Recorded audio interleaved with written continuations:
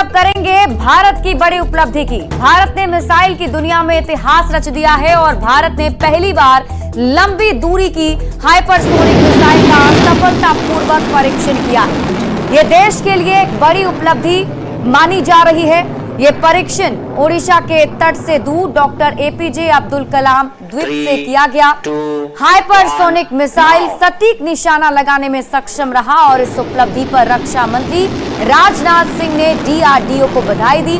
DRDO के नाम एक और बड़ी उपलब्धि जुड़ गई है। राजनाथ सिंह ने इसे देश के लिए ऐतिहासिक क्षण बताया है। 2, 1, now.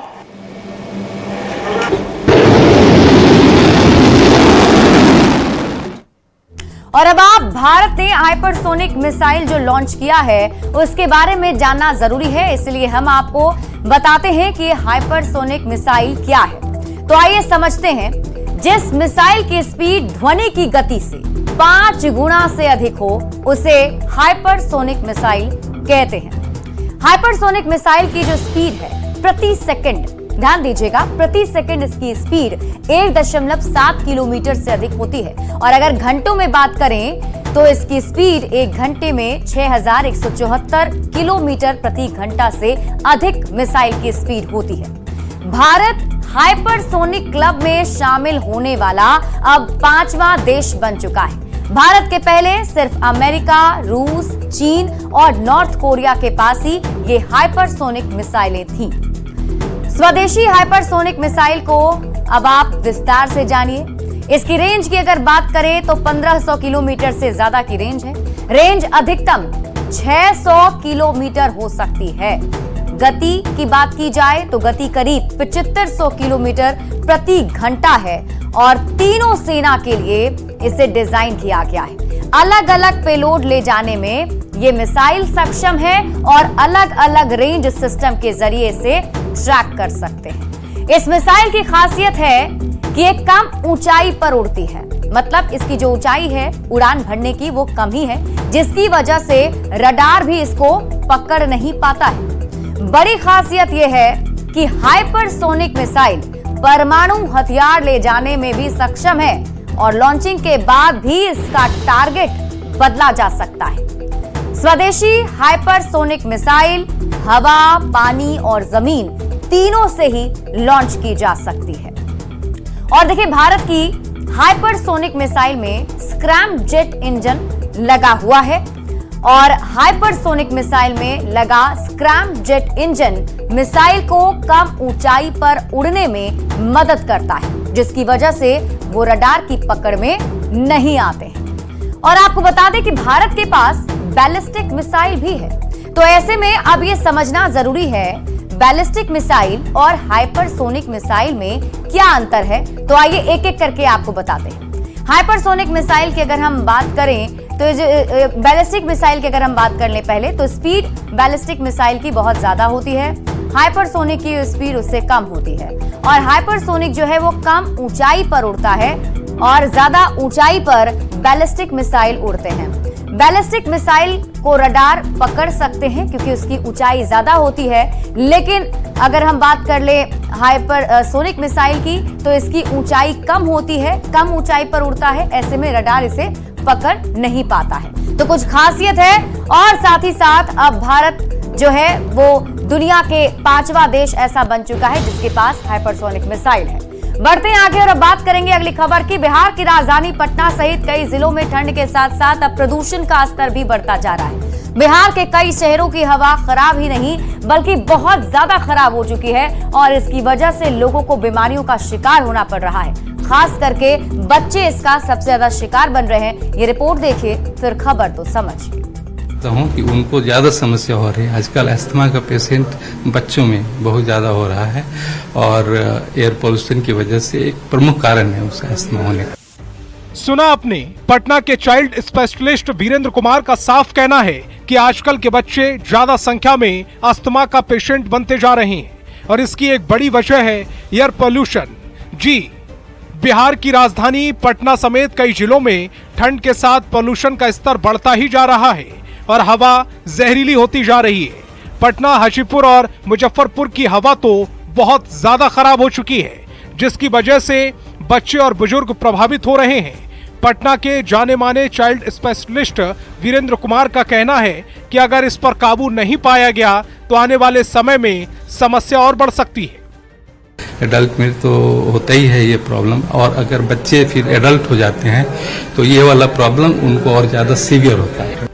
अब तक तो दिल्ली जैसे महानगरों की हवा डराती थी, लेकिन जिस ढंग से बिहार की राजधानी पटना ही नहीं बल्कि बाकी शहरों की हवा भी खराब हो रही है, वो सरकार के साथ साथ आम लोगों के लिए चिंता का कारण है।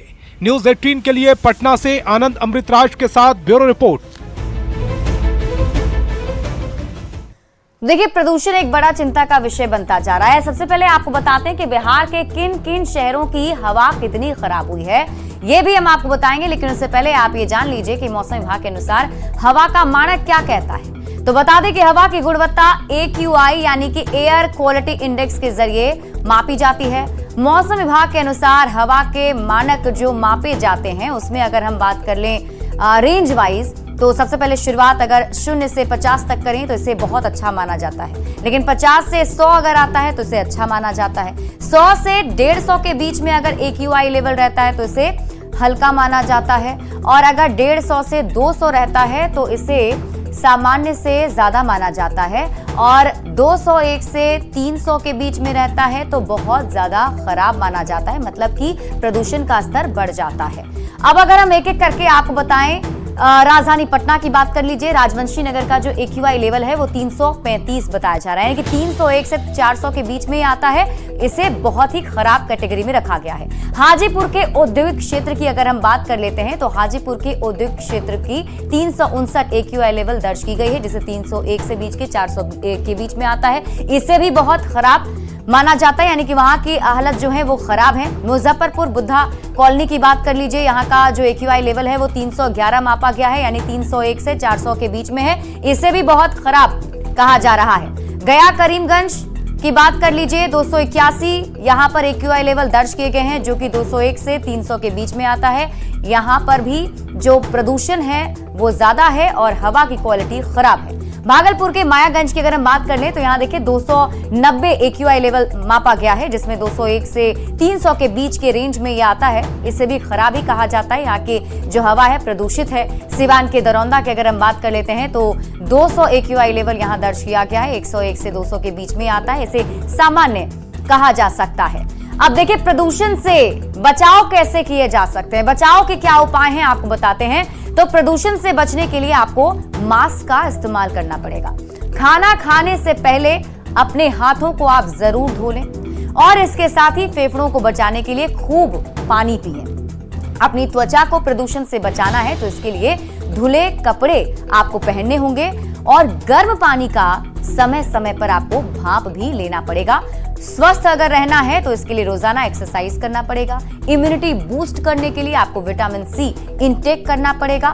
अदरक और शहद जरूर खाएं, तब जाकर आप प्रदूषण से खुद को बचा सकते हैं, क्योंकि जिस तरीके से AQI लेवल बढ़ते जा रहे हैं उसमें प्रदूषण का स्तर भी बढ़ता जा रहा है।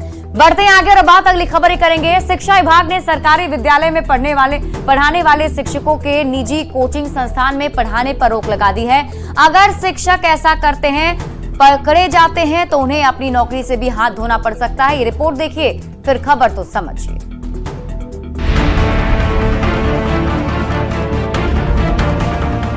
बिहार सरकार लगातार शिक्षकों की भर्ती कर रही है ताकि बिहार के सरकारी स्कूलों की शिक्षा को बेहतर किया जा सके। अब बिहार में क्वालिटी एजुकेशन को बढ़ावा देने के लिए शिक्षा विभाग ने बड़ा फैसला लिया है। शिक्षा विभाग ने सरकारी विद्यालयों में पढ़ाने वाले शिक्षकों के निजी कोचिंग संस्थान में पढ़ाने पर रोक लगा दी। अगर शिक्षक ऐसा करते हुए पकड़े जाते हैं तो उन्हें अपनी नौकरी से हाथ धोना पड़ सकता है। स्कूल परिसर में शैक्षणिक कार्य को बढ़ावा देने के लिए और पढ़ाई लिखाई के लिए कोई रोक नहीं लगाया गया है। बच्चों को YouTube से शिक्षक पढ़ा सकते हैं, लेकिन डांस और ड्रामा करने पर कार्रवाई की जाएगी, ऐसा फैसला लिया है शिक्षा विभाग ने। यह आदेश केवल शिक्षकों के लिए नहीं है बल्कि छात्रों के लिए भी है कि वे स्कूल टाइम में निजी कोचिंग संस्थान में जाकर न पढ़ सकें। इसकी मॉनिटरिंग की जिम्मेदारी स्कूल के प्रिंसिपल को सौंपी गई है। शिक्षा विभाग की इस पहल से स्कूलों में शिक्षा में बेहतर सुधार की उम्मीद जताई जा रही है। न्यूज़ 18 के लिए पटना से संजय कुमार की रिपोर्ट। और अब आप शिक्षकों के लिए सरकार का फरमान समझिए। शिक्षकों के कोचिंग संस्थान में पढ़ाने पर सरकार ने रोक लगा दी है। मतलब ये कि जो शिक्षक स्कूल में पढ़ाते हैं सरकारी स्कूल में, वो कोचिंग नहीं चला सकते। अगर शिक्षक कोचिंग में पढ़ाएंगे तो शिक्षा विभाग उन पर कार्रवाई कर सकता है। कोचिंग में पढ़ाने पर नौकरी शिक्षकों की जा भी सकती है। यानी कि शिक्षकों के लिए सरकार का ये फरमान बहुत ही कड़ा है। यहाँ समझने वाली बात यह है कि बिहार सरकार शिक्षा पर बहुत खर्च करती है। सरकारी स्कूलों की स्थिति बेहतर करना चाहती है सरकार, और इसको लेकर ही लगातार शिक्षकों की भर्ती भी की जा रही है। अगर शिक्षक कोचिंग में पढ़ाएंगे तो सरकारी स्कूल की शिक्षा कैसे बेहतर होगी, ये बड़ा सवाल है। और इसीलिए सरकार की तरफ से ये फरमान जारी किया गया है ताकि शिक्षक जो है वो कोचिंग ना पढ़ाएं। बढ़ते हैं आगे और बात अगली खबर ही करेंगे। शराबबंदी पर पटना हाईकोर्ट की सख्त टिप्पणी के बाद से बिहार सरकार शराब के धंधेबाजों के खिलाफ सख्त कानून लागू करने की तैयारी में है। मद्य निषेध मंत्री रत्नेश सदा का कहना है कि सीसीए और संपत्ति जब्ती कानून लागू किया जाएगा। वहीं कोर्ट की टिप्पणी के बाद से ही आरोप प्रत्यारोप का दौर भी तेज हो गया है।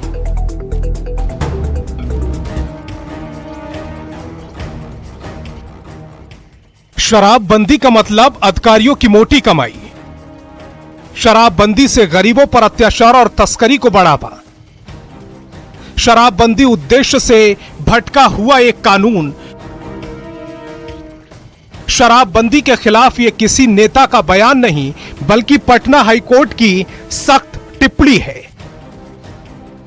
पटना हाईकोर्ट के जज पूर्वेंदु सिंह ने इंस्पेक्टर मुकेश कुमार पासवान के खिलाफ जारी सस्पेंशन और डिमोशन के आदेश को रद्द करने की याचिका पर सुनवाई करते हुए यह तल्ख टिप्पणी की है। इसके बाद से बिहार में एक बार फिर शराबबंदी पर सियासत तेज हो गई है। असल बात तो ये है कि माननीय मुख्यमंत्री जी अपना इमेज साफ रखने के लिए शराबबंदी की बात करते हैं, और बात यह है कि ये माफियाज ही उनके पार्टनर्स हैं।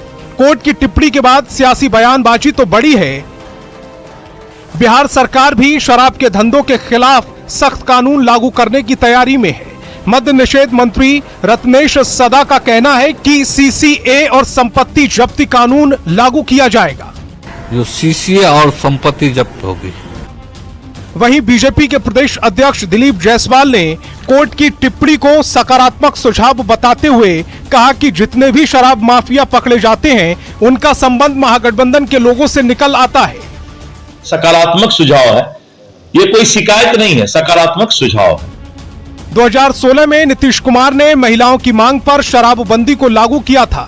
मकसद शराब से टूट रहे परिवारों को बचाना। लेकिन शराबबंदी के बावजूद बिहार में हर रोज शराब पकड़ी जाती है और जहरीली शराब से संदिग्ध मौत की खबरें भी आती हैं। कोर्ट की टिप्पणी के बाद एक बार फिर शराबबंदी सुर्खियों में है। न्यूज 18 के लिए पटना से आनंद अमृतराज और धर्मेंद्र कुमार की रिपोर्ट। और फिलहाल इस बुलेटिन में अभी के लिए बस इतना ही। आप देखते रहिए न्यूज 18 बिहार झारखंड।